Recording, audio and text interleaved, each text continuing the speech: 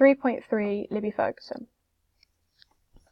Arousal. So this is the intensity of behaviour, which refers to the degree of emotional energy that is felt in different situations.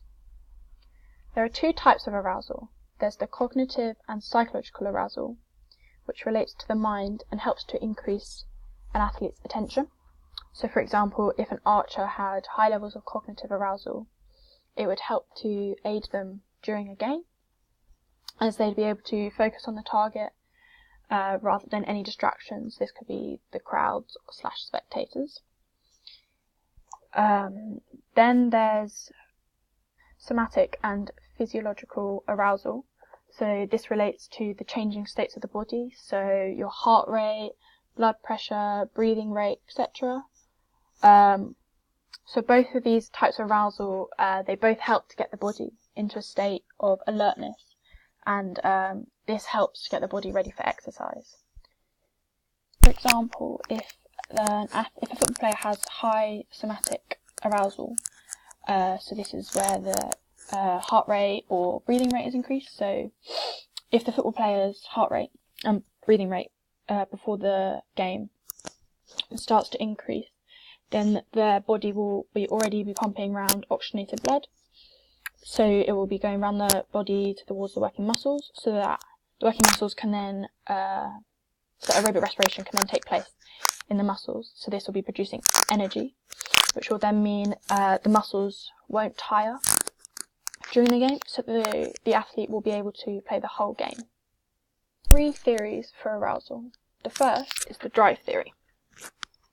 So in this theory, an increase in the level of arousal is directly proportional to the level of the performance. So this means that as the level of arousal increases, so will the performance of the athlete. When arousal is evident, the dominant response behaviour is likely to occur.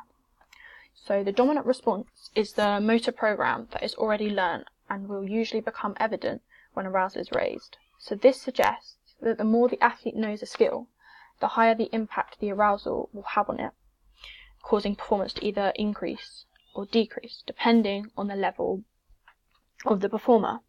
So cognitive, so these are novice players, should not be put into high arousal states, as the dominant response is likely to help them produce a mistake.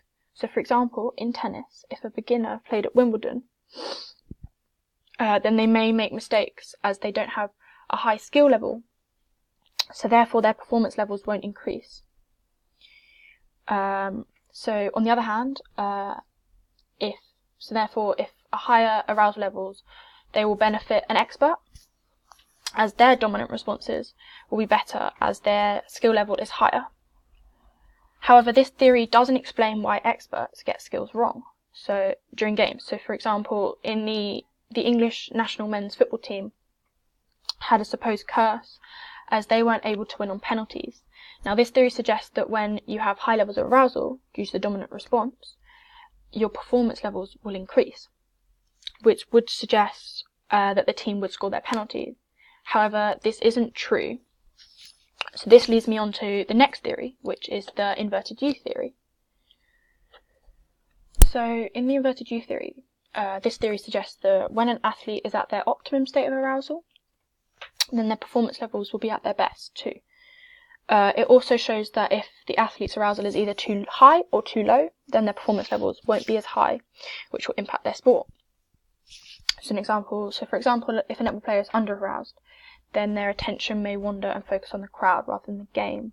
So if they are a goal shoot, this will affect their team as they won't be paying attention to the game, so they won't therefore get the ball, which will allow them to shoot, which could result in goals. So this theory is split into 3 sections. So you have your under-arousal. So in this area, your attention wanders to unwanted cues. And then in your optimum, so in this area, the most accurate decisions are made. And then you have your over-arousal. So in this area, you are hypervigilant and can enter a state of blind panic. So an example of when you're at your optimum, so for example in football, if the defender has the ball, they may have the option to send a high through ball to a winger, or they may have the option to pass to a centre mid who is only a couple of metres in front of them. So the easy ball would be to pass it to the centre mid, and the risky ball would be to lob it over to the winger. So because they're in their optimum state of arousal, they will realise that the easier ball, which will give them a higher chance of keeping possession, will be to pass it to the centre mid, so they will make this decision. In over-arousal, so in this area they are hypervigilant and enter a state of blind panic. So, for example, in a game of rugby, if a player is over-aroused, then when they have the ball, they could be panicking when they have to make a pass whilst they're seeing an opponent run at them. So this will cause them to panic, which could mean that they fumble the ball, or when they pass, it's not a good pass, so it doesn't make it to the other player, which means that the possession will then turn over. So, however, with this theory, it suggests that there is a smooth transport from the optimum to over-aroused, which isn't the case, as it would be more of a dramatic decrease, as athletes don't gradually get worse throughout the game. Usually there is a key moment during the game or match where the athlete's performance drops almost instantly.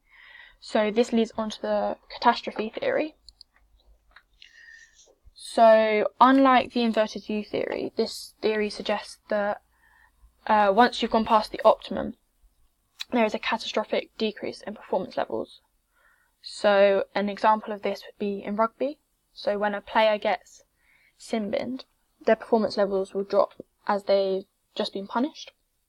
So this is their catastrophic moment during the game, which occurs just after they've reached optimum arousal.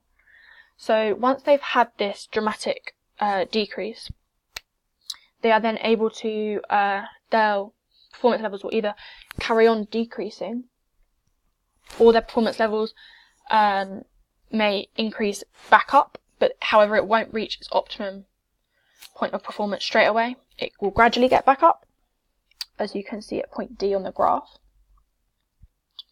So a counterpoint to this theory is that in football, if a goalkeeper gives away a penalty by committing a foul on the opponent, so this would be their catastrophic moment, but then that goalkeeper then saves the penalty. This then suggests that the keeper went through a catastrophic moment when they gave away the penalty.